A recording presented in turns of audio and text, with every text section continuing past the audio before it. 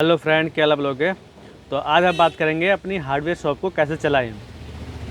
कई भाई लोग कमेंट आ रहा है कि हमने हार्डवेयर की शॉप खोले 2 महीने हो गए, 6 महीने हो गए, साल भर हो गए, लेकिन अपनी जो हार्डवेयर की शॉप है नहीं रन कर पा रही और जो ग्राहक की संख्या नहीं बढ़ पा रही, वही डेली के 4-5 ग्राहक आते हैं और मार्जिन नहीं सेल नहीं निकल पाती, मार्जिन नहीं बन पाता अपना। तो आज हम उसके ऊपर बात करेंगे कि हमने अपनी हार्डवेयर की शॉप की जो सेल वगैरह है कैसे बढ़ाए। तो नॉर्मली जो होता है फ्रेंड, अगर आप टाइम हो चुका है शॉप खोले हुए 6 महीने साल भर हो चुका है, लेकिन अपनी ग्राहक की संख्या नहीं बढ़ पा रही, तो आप एक कोई बड़ा नहीं छोटा सा काम करें। आप जितने भी अपने एरिया के लोकल जो जितने भी जो कारीगर हैं, कारपेंटर, प्लम्बर, इलेक्ट्रीशियन जितने भी हैं, उन सबको अपने शॉप पे बुलाएं, उनसे एक मीट करें और ये मीट तकरीबन आगे तक हम साल भर 6 महीना ये कंटिन्यू रखें। साल भर 6 महीने में कम से कम 2-3 बार करा सके, 4 बार आप कराएं। इससे ये होता है और कि अपने जो अब ग्राहक की ग्राहक जो बने होते हैं वो इन्हीं लोगों के बने होते हैं, क्योंकि ये लोग जो होते हैं ये काफ़ी टाइम से होते हैं, 10 साल, 15 साल, 20 साल इस फील्ड में काम कर रहे होते हैं और इनके पास ग्राहक की संख्या ज़्यादा होती है और ये हर एक शॉप पे जा रहे होते हैं। तो यही एक होते हैं जो आपको अपना आइडिया आपके साथ शेयर कर सकते हैं। तो नॉर्मली जो है आप इनके पास अपने पास बुलाएं, इनसे मीट करें, अपनी जो अपने जो शॉप में सामान रख रखा है उस आइटमों के बारे में समझाएं, उनको रेट के बारे में बताएं कि इस आइटम का ये रेट है, इनका ये हिसाब किताब है, आइटम जो है पूरी गारंटी का है। तो उसको टोटली उनको आइटम दिखाए, उनको समझाए और अगर उनमें कोई कमी आएगी तो ऑटोमेटिक वो लोग आपको बताएंगे, समझाएंगे और सलाह भी देते हैं कि आप ये सामान और रखें, क्योंकि इनकी डिमांड हमारे पास ज़्यादा आती है और हम लोग ये सब चीज़ ज़्यादा लगाते हैं। तो यही सब है। आप उनको साल भर 6 महीने में 2-3 मीट करा ले आप आराम से, 3-4 मीट, जितना ज़्यादा मीट कराएंगे, मीटिंग करेंगे उनके साथ, उतना ही आपका प्रॉफिट है। इससे उनके माइंड में वो बना रहता है। और प्लस आप जब भी मीटिंग कराए तो ये नहीं कि आप अपने ही बातों को ही रखें, उनकी बातों को भी समझें, क्योंकि वही लोग होते हैं जो अपने ग्राहक को आपके पास भेजेंगे।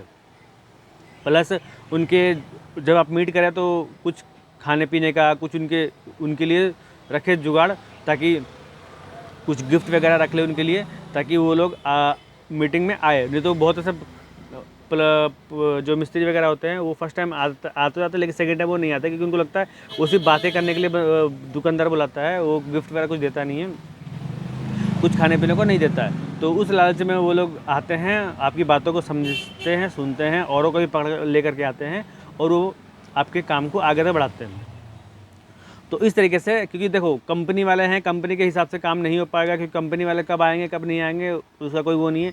लेकिन आप अपने तरीके से अपने शॉप पे मीटिंग वगैरह कराएं, आप उनके थोड़ा बहुत गिफ्ट वगैरह और खाने पीने का जुगाड़ वगैरह रख लें, ताकि वो आपसे हर एक मीटिंग में आपसे बने रहेंगे।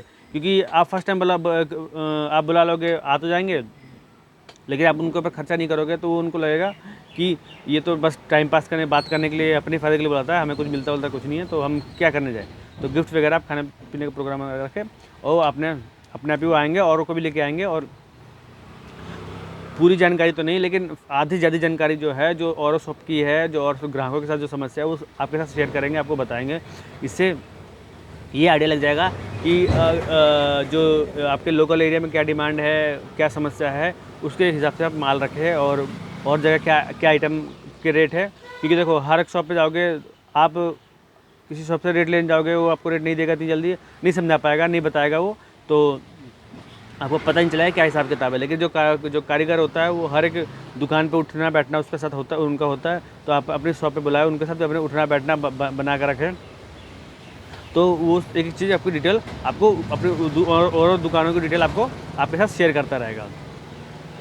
और जो आपका जो ज़्यादा नहीं, मुश्किल से करीब आधा से 1 घंटे की मीटिंग वगैरह करके रखें। तो कोशिश करें कि आप अपने कारीगर से कांटेक्ट, जितने भी आप अपने कारीगर से जुड़े रहेंगे उतना ही आपका प्रॉफिट है।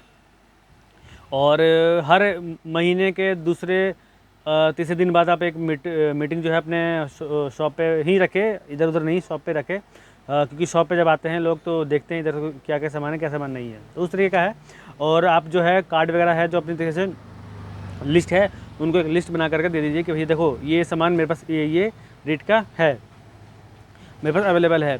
तो जो आप लिस्ट जो बनाए वो कम से कम मार्जिन का बनाए, लिस्ट ज़्यादा मार्जिन का ना बनाए, क्योंकि इससे ग्राहक जो है वो थोड़ा भड़क जाता है, डाउट बन जाता है उनके ऊपर कि ये अभी नई शॉप में इसकी ये हाल है, तो आगे वो क्या करेगा। तो आप जो है मार्जिन आप कम से कम ही बना कर रखें।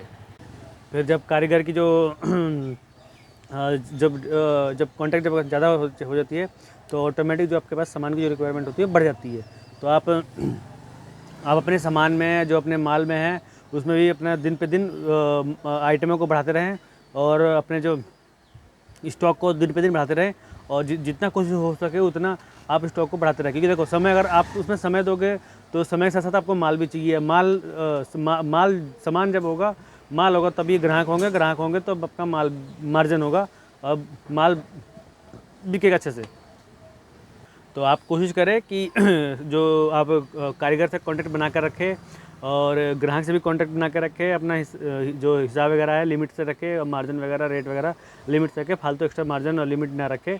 और प्लस अपने जो जब ये सब होने के बाद अपने फिर उसके बाद आप अपने स्टॉक की तरफ ध्यान दें, क्योंकि स्टॉक जब ज़्यादा हो जाएगा तो जब ज़्यादा होता रहेगा ऑटोमेटिक आपके ग्राहक बढ़ते जाएंगे। आप ये सोचोगे कि ग्राहक नहीं आ रहा, स्टॉक फिर क्यों बढ़ाऊँ, ऐसा नहीं होता। आप स्टॉक होगा तभी आपके ग्राहक होंगे, क्योंकि स्टॉक के हिसाब से ग्राहक होते हैं, ग्राहक के हिसाब से स्टॉक नहीं होता। तो आप अपने स्टॉक को मेंटेन करते रहे, कंटिन्यू बढ़ाते रहे समय के हिसाब से। एकदम से आप रखोगे तो कोई फ़ायदा भी नहीं है। आप समय के हिसाब से धीरे धीरे अपना स्टॉक बढ़ाते रहे और अपने ग्राहक भी धीरे धीरे आपके बढ़ते रहेंगे। तो यही सब है, आप इन सब चीज़ पे ध्यान दें और अपने जो रेट वगैरह है उन पे भी ध्यान दें कि रेट फालतू एक्स्ट्रा नहीं होना चाहिए, क्योंकि ग्राहक जो फर्स्ट टाइम कभी भी आपके पास आएगा, किसी के थ्रू भी आएगा, तो आपका रेट वगैरह आइटम के रेट वगैरह क्वालिटी वगैरह सब कुछ मिलाएगा। तो आप उस चीज़ को मेंटेन करके रखें, रेट और क्वालिटी को, जिसके कारण आपको दिक्कत ना हो। तो यही सब है। आप तो समय के हिसाब से आप अपने जो नंबर वगैरह है आप एक ऐसा परमानेंट नंबर रख लें। और एक चीज़ और सबसे बहुत ही महत्वपूर्ण जो चीज़ है, आप अगर 2 लोग हो तो 2 में से कोई एक आदमी ही काउंटर पे परमानेंट बैठे। अगर 2 लोग हो तो कोई दिक्कत नहीं है, बैठे, लेकिन एक आदमी का परमानेंट बैठना ज़रूरी है, क्योंकि फेस वैल्यू होती है वो एक आदमी के चक्कर में होती है। 2 आदमी होता है तो इसके कारण ग्राहकों के अंदर कन्फ्यूजन बना रहता है कि इसके साथ हमने डील किया, किसके साथ हमने डील किया। 1 घंटे बाद जाएंगे कोई और मिलेगा, 2 घंटे बाद जाएंगे कोई और मिलेगा, कल जाएंगे कोई और मिलेगा, परसों जाएंगे कोई और मिलेगा। तो ये सब चीज़ को आप किसी एक आदमी के हाथ में दे जो आप काउंटर पे जो उस कुर्सी पे बैठे। तो आप इस चीज़ का ध्यान दें, क्योंकि एक ही शख्स के हिसाब से काम चलता है। अगर हर बंदा अपने आप को दुकानदार समझने लग जाएगा तो काम ख़राब होता है, बिगड़ता है, क्योंकि रेट वगैरह फिर चेंज वगैरह होने लगते हैं। फिर आपने उस अगले पार्टी से क्या डील करी है, फिर दूसरा बंदा उस पार्टी से क्या डील करेगा। तो वो चीज़ को आप ध्यान में दें, कोई एक ही आदमी उस जगह को डील वगैरह करे। तो इस चीज़ पे ध्यान दें। तो आलतू फालतू लोग नहीं होना चाहिए।